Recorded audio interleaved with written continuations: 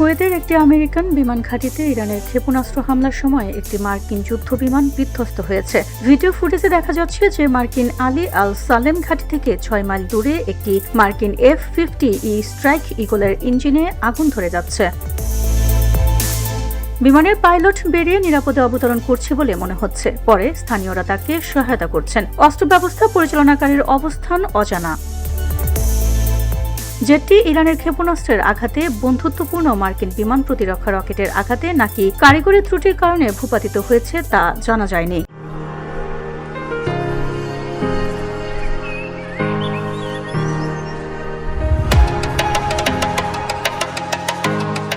রবিবার যুদ্ধে প্রথম মার্কিন হতাহতের খবর নিশ্চিত হওয়ার পর এটি করা হয়েছে। শনিবার সকালে অভিযান শুরু হওয়ার পর থেকে 3 জন সৈন্য নিহত এবং আরও 5 জন আহত হয়েছেন। ডোনাল্ড ট্রাম্প তাদের মৃত্যুর প্রতিশোধ নেওয়ার প্রতিশ্রুতি দিয়েছিলেন, কিন্তু সতর্ক করেছিলেন যে মার্কিন ইসরায়েল যৌথ যুদ্ধ শেষ হওয়ার আগে আরও হতাহতের সম্ভাবনা রয়েছে।